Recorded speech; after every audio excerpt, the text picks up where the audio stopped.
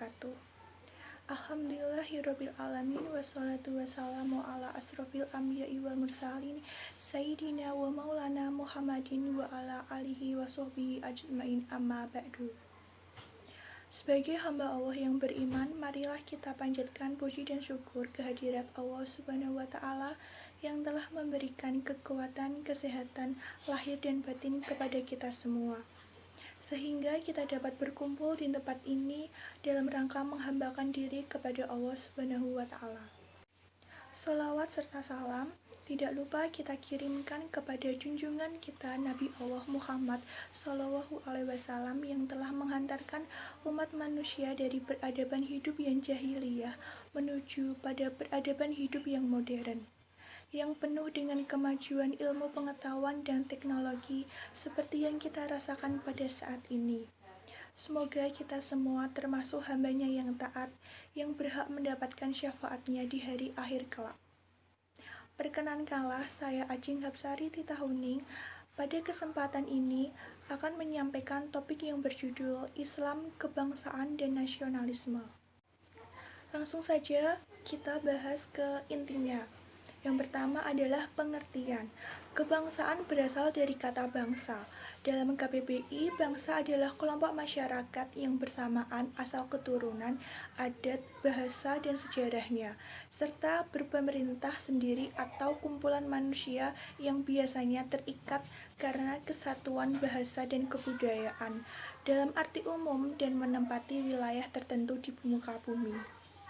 Sedangkan nasionalisme adalah suatu paham kebangsaan dari masyarakat pada suatu negara yang mana memiliki kesadaran dan juga semangat akan cinta tanah air dan juga bangsa, yang mana diwujudkan dalam bentuk sikap dan juga tingkah laku dari masyarakat atau individu. Yang kedua adalah pembahasan keislaman dan kebangsaan merupakan dua wawasan utama yang harus ada dalam setiap organisasi kemasyarakatan Islam di Indonesia. Wawasan keislaman penting karena ia merupakan landasan pokok yang selanjutnya akan menjadi sumber sekaligus spirit dalam menjalankan dan mengembangkan organisasi dakwah. Sedangkan wawasan kebangsaan penting karena organisasi dakwah yang dimaksud tumbuh dan berkembang di sebuah negara bangsa Indonesia.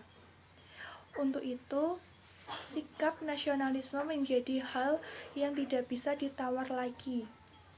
Oleh karenanya, setiap sumber daya manusia atau kader dalam organisasi dakwah harus memiliki wawasan keislaman dan kebangsaan yang komprehensif.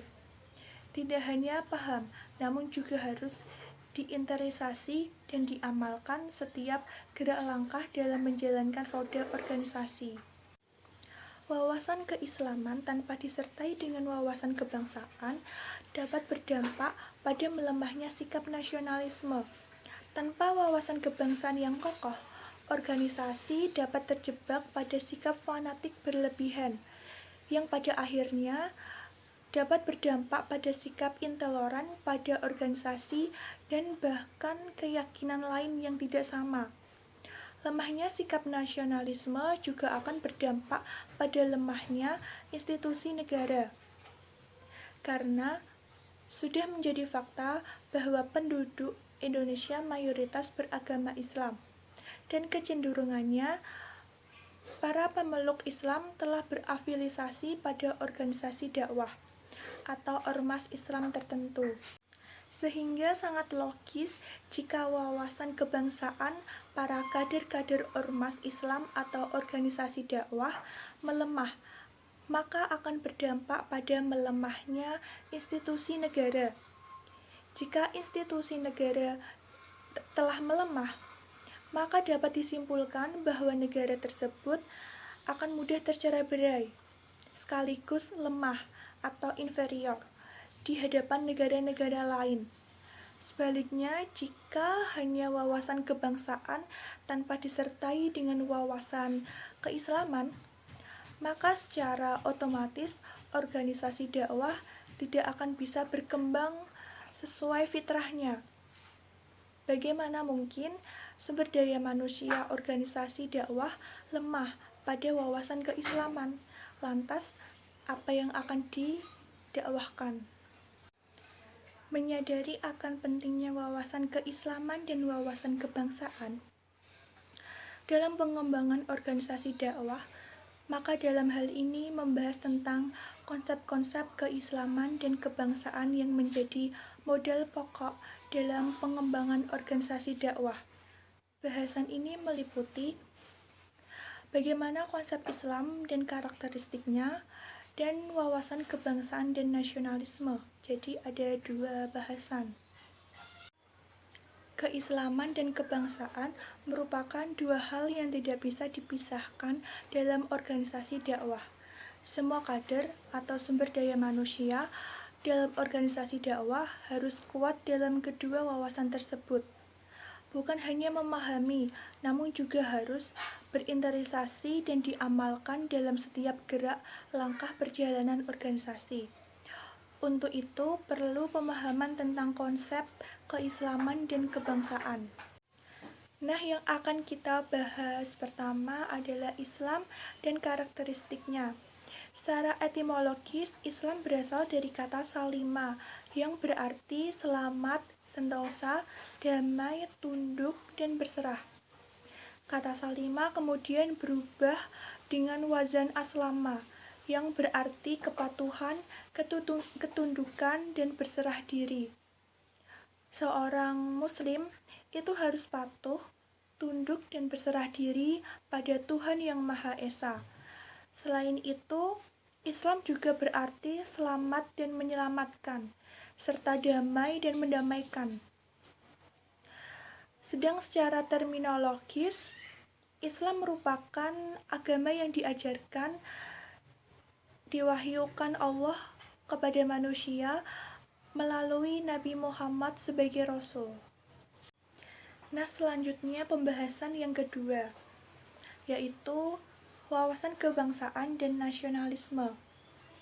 Wawasan kebangsaan merupakan cara pandang atau perspektif yang menyatakan komunitas orang yang bergabung dan terikat solidaritas bersama dalam wilayah politis tertentu yang memiliki otoritas politik yang otonom. Menurut Benedict Anderson, dalam bukunya Komunitas-Komunitas Imajiner, renungan tentang asal-usul dan penyebaran nasionalisme, wawasan kebangsaan hanya merupakan cara pandang atau perspektif yang bernuansa kebangsaan. Berbeda dengan wawasan kebangsaan, nasionalisme merupakan paham ideologis kebangsaan, sehingga ia merupakan landasan dan sumber inspirasi bagi seluruh aktivis kebangsaan. Sehingga nasionalisme merupakan ekspresi identitas yang didasarkan pada asumsi-asumsi bersama atas kebutuhan komunitas masyarakat untuk menjadi bangsa dan membentuk sebuah negara. Sedangkan nasionalisme yang dibangun atas dasar etnis, bahasa, agama, wilayah, dan identitas-identitas lainnya yang menjadi kekhususan suatu bangsa adalah bentuk awal dan sederhana dari bentuk nasionalisme yang lebih luas.